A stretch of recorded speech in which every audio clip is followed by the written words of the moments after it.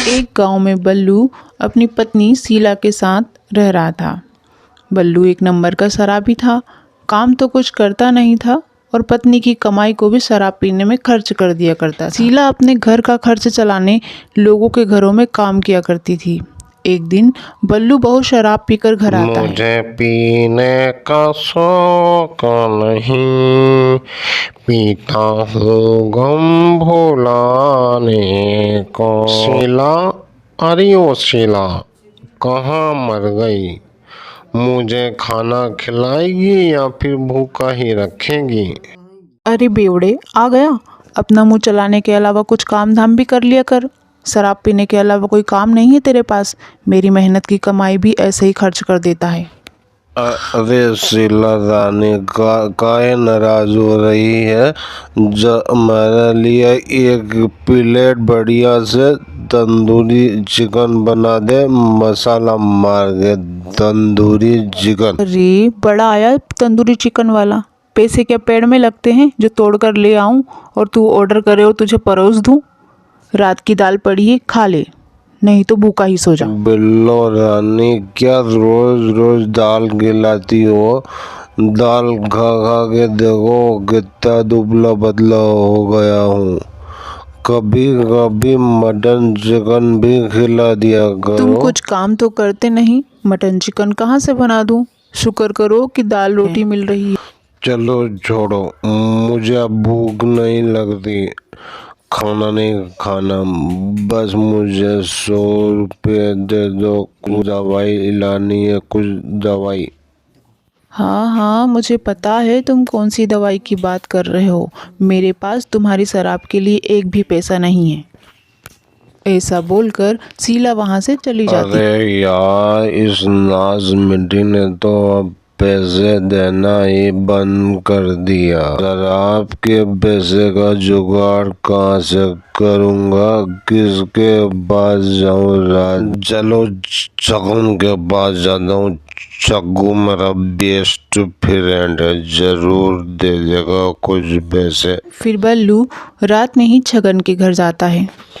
चग्गू, ओ चग्गू, दरवाजा खोल। अरे क्या हुआ बल्लू भाई, इतनी रात को घर पर क्यों आए हो?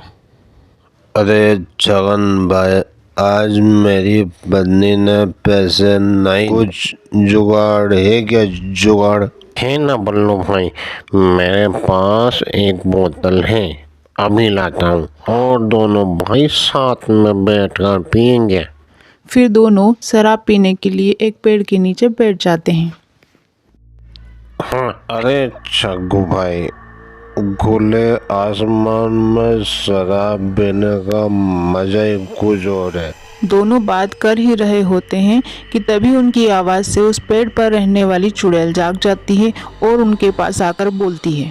अरे वाह, आज तो शिकार खुद चल के आए हैं। चुड़ैल, चुड़ैल ये कहाँ से आ गई चग्गू भाई?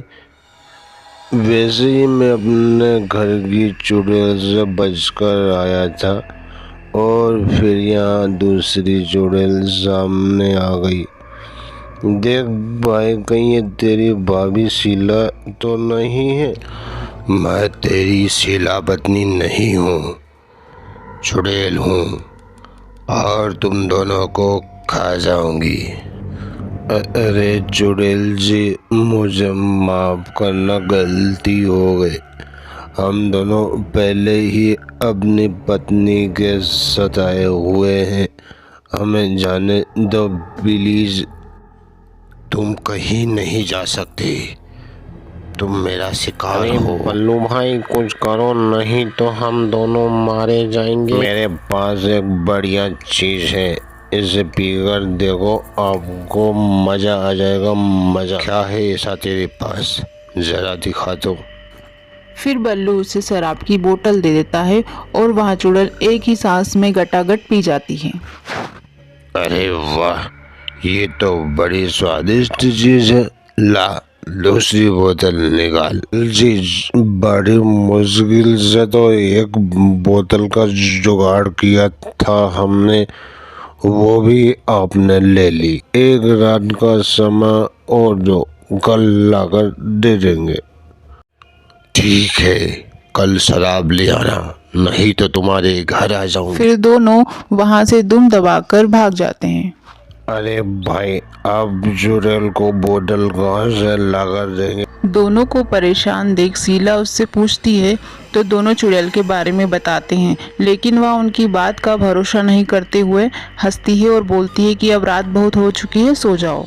अगले दिन शाम होने पर छगन बल्लू के घर आता है और बोलता है, भाई शाम हो गई, अब क्या करें? तुझे क्या लगता है वो आएगी? तभी उन्हें एक डरावनी आवाज़ें आने लगती है। अजी, ये आवाज़ कैसी? फिर शीला खिड़की से बाहर झांककर देखती है तो वहाँ एक चुड़ैल खड़ी हुई होती है। तभी चुड़ैल बल्लू के घर पहुँच जाती है और आवाज़ देती है, ए, बाहर निकलो, कहाँ छिपे हो? मुझे शराब दो, नहीं तो किसी को जिंदा नहीं छोड़ूंगी। तभी शीला एक बोतल में मिट्टी का तेल डालकर उस बोतल को दरवाजे के नीचे से बाहर डाल देती है। चुड़ैल उसे झट से शराब समझकर पी जाती है। अरे, इसका स्वाद तो अजीब सा है। धोखा किया है तुम इंसानों ने मेरे साथ। फिर शीला चुड़ैल के ऊपर जलती हुई मसाल छोड़ देती है। उसके शरीर में मिट्टी का तेल होने की वजह से उसमें आग लग जाती है और वहीं जलकर भस्म हो जाती है।